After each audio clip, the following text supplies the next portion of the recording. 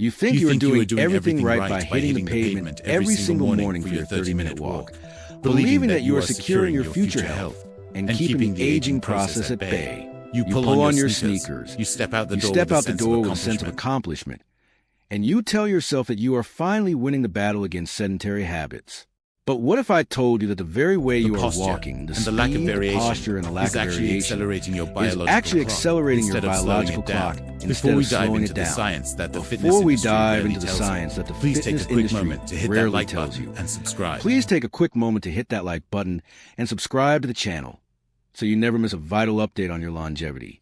I am Dr. Harrison Blake, and for the past 15 years, I have dedicated every single day to dissecting the complex relationship between human movement, metabolic health, and the silent markers of internal aging like cholesterol and triglycerides. My goal today is simple. I want to save you from the invisible decay that comes from doing the wrong thing consistently. If you want to know if your walking routine is actually doing more harm than good, drop a comment below with your current daily step count.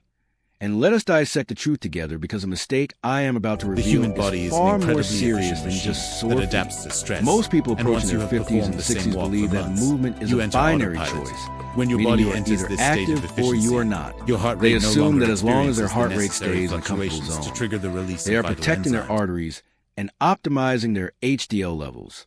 However, the human body is an incredibly efficient machine that adapts to stress. And once you perform the same monotonous, low-intensity walk for months, your metabolism goes into a state of autopilot. This is the first trap.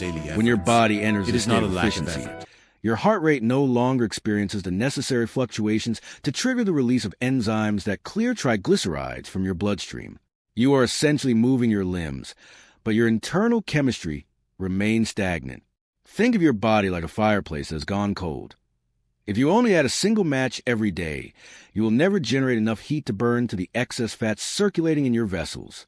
This is why you might feel exhausted despite your daily efforts. It is not a lack of effort. It is a lack of metabolic intensity.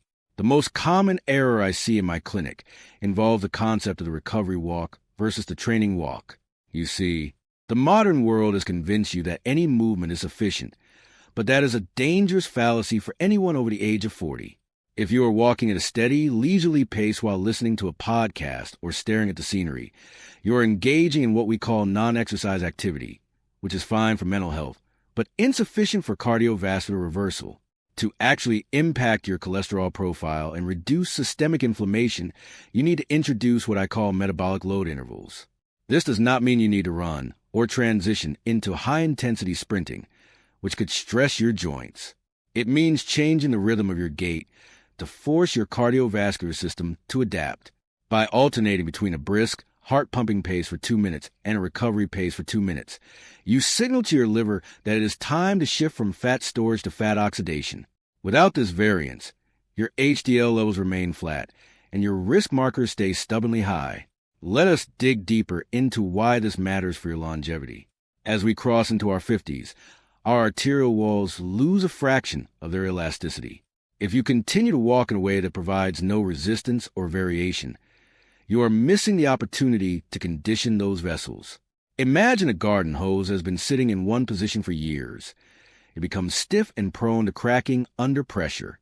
Your arteries behave the same way. When you walk, your blood volume increases, and the sheer stress against your arterial walls acts as a natural stimulus for nitric oxide production.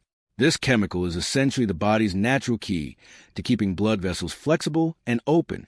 If your walk is too slow or too monotonous, you never trigger that surge of nitric oxide.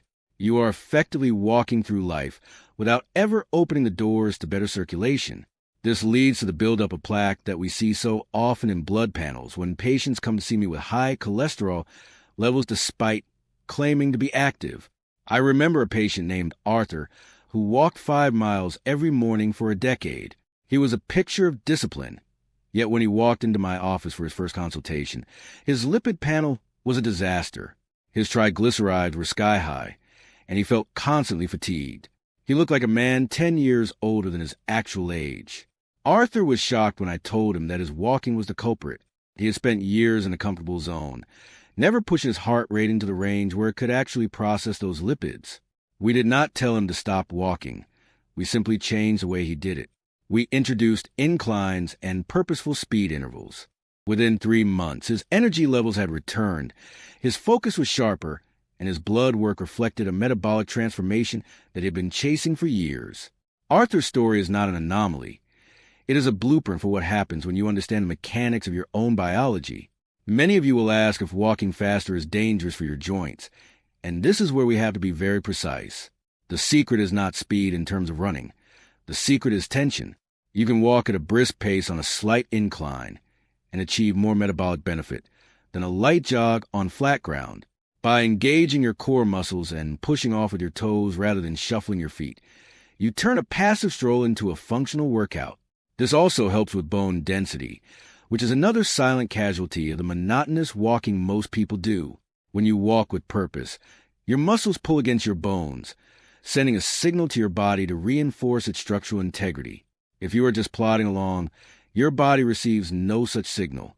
You are maintaining your mobility, but you are not actively improving your physiological resilience.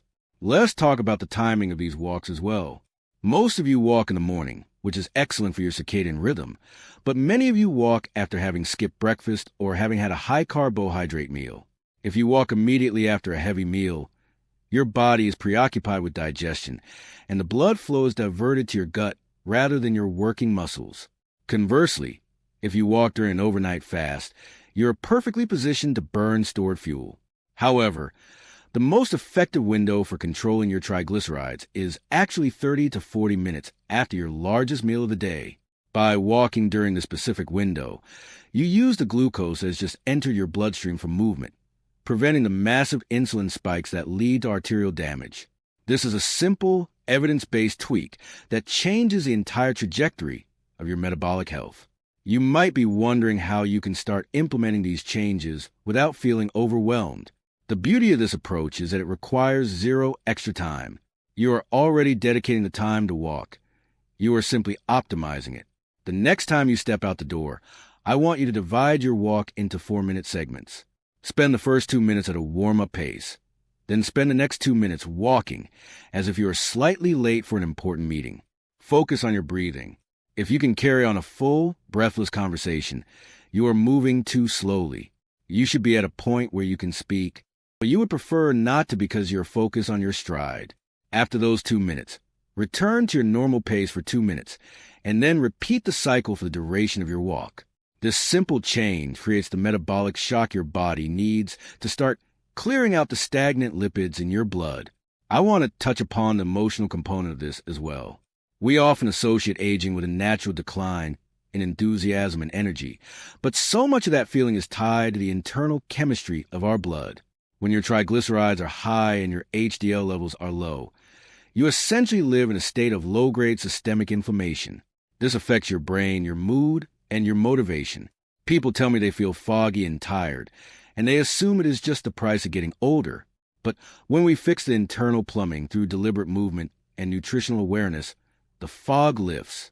You start to feel like yourself again, the version of you that had energy to spare. This is why I am so passionate about these small, actionable adjustments. They are not just about numbers on a lab report. They are about reclaiming your life and your vitality. As you integrate these interval walks into your routine, remember that consistency is key, but intensity is the catalyst. Do not be afraid to challenge yourself. If you are 55 or 65, you are not fragile unless you live a life that makes you fragile.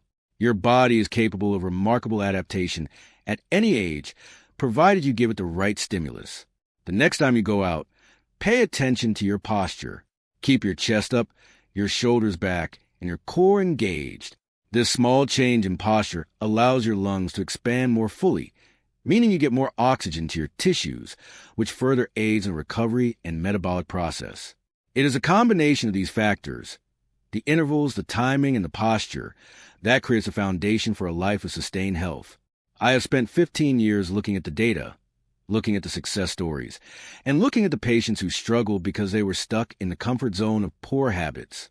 My goal is to see you succeed, to see you reach your 70s and 80s with the same curiosity and energy you had at 40. I want you to be the person who is thriving while others are simply surviving. If you have found this information valuable, Remember that the most important part of this journey is taking the first step regardless of where you are starting from. We have covered a lot of ground today, from the dangers of the monotonous stroll to the power of metabolic load intervals and the importance of timing your movement around your meals. Every single point we discussed is designed to move the needle on your long-term health. Now, I want to leave you with a final thought before you head out for your next walk. Your health is the only asset that truly appreciates in value if you manage it correctly. Do not treat your daily walk as a chore to be checked off a list. Treat it as a strategic intervention for your longevity. As you go about your week, keep track of how these interval changes make you feel. Are you less tired in the afternoons? Do you feel slightly more alert? These are the indicators that your body is responding to the stimulus. If you have enjoyed this deep dive into the science of walking and metabolic health, I encourage you to share this video with a friend or family member who might be falling into the same trap of monotonous exercise. Go ahead and drop a comment below, letting me know which of these tips you are going to put into practice tomorrow morning. Is it the interval pacing, or is it the timing of your walk relative to your meals? I read every single comment, and I am genuinely interested in your progress. Subscribe to the channel, click that notification bell, and join our community of people dedicated to living better, longer lives. There is so much more to come, and I want you right there with me as we continue to unlock the secrets to optimal health. Thank you for your time, your dedication, and your commitment to a better version of yourself. You deserve to feel your best, and with these adjustments, you are well on your way to making that a reality. Keep moving with purpose. Keep questioning the status quo, and I will see you in the next video.